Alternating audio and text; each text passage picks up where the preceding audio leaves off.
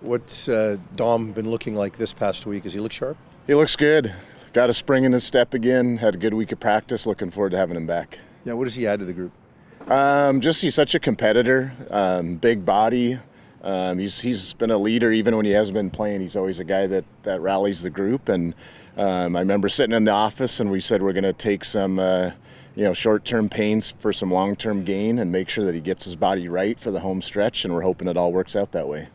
Looks like Mauger, you guys are playing him maybe in that Sam spot that Rugamba played in certain packages. Can you take us through that process? Yeah, we're moving some guys around. We want to utilize his skill set, and Manny and Adrian Green's another guy that keeps coming on and does some really good things, and they're that body type. And Mauger's good guy to have around the box, good guy to help cancel the run, especially when they get in those bigger sets with extra linemen or fullbacks or whatever that is. And we always see a steady diet of that, so we always want to get him involved. Is that more a Saskatchewan thing, like based on your opponent, or is it more, it might just be the way you go going forward? Yeah, we'll see how it goes, but we're seeing from everybody, not just Saskatchewan, but we're seeing people trying to get bigger and trying to create more gaps and really forcing all 12 guys on defense to cancel the run, and we're trying to get as good as we can at defending it.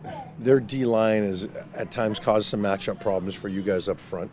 A little bit of change with Sook out this week. Can you talk about how you plan to handle that group and just what that matchup looks like? They do a good job up front. They have good defense and they have good people up front, D linemen and linebackers, and we got to make sure we can't just make it a pass pro competition. That's not good for anybody in this league, and that just means we got to mix things up and move in the pocket, running the ball, running screens, doing whatever it is to make sure we don't just have a quarterback sitting in one spot. And then VA, we've seen him do it really well, is that if the play breaks down or something happens, he needs to be a moving target and use his legs to either buy time or go get a first down. Is this kind of a renaissance for Micah Johnson? It seems like this is as good as he's played, at least since COVID. Yeah, he looks good to me. I was fortunate. I was the D coordinator his first year in this league way back in Calgary, so I've known him for a long time. And way back then, we knew he was going to be a good player in this league, and he's still going, which is a credit to him. And he's a big, strong guy that understands the game.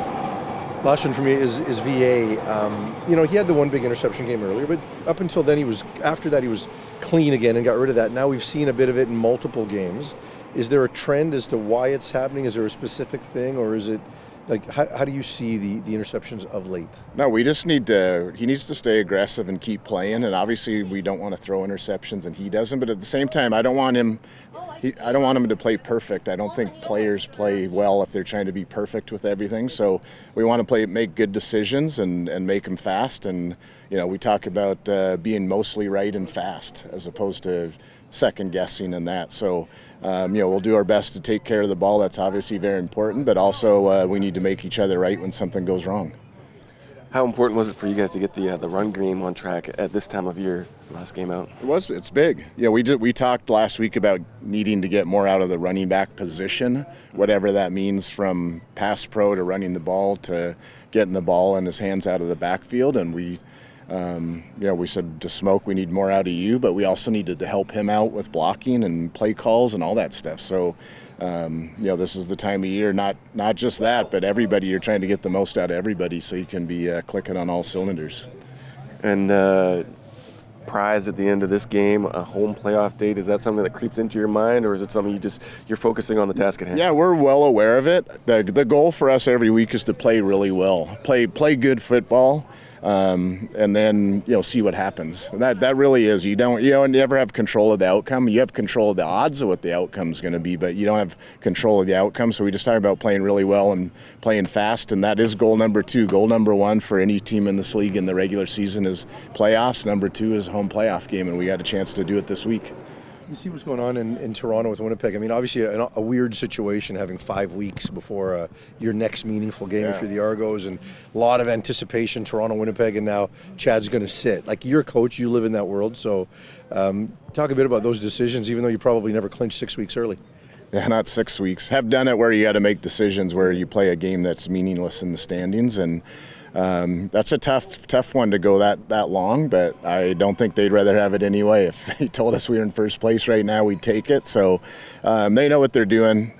Brian's coached a long time, and he's a good quarterback coach, and they'll manage their way through it. And that's more just talking from a fan. We're going to worry about our business and then go from there.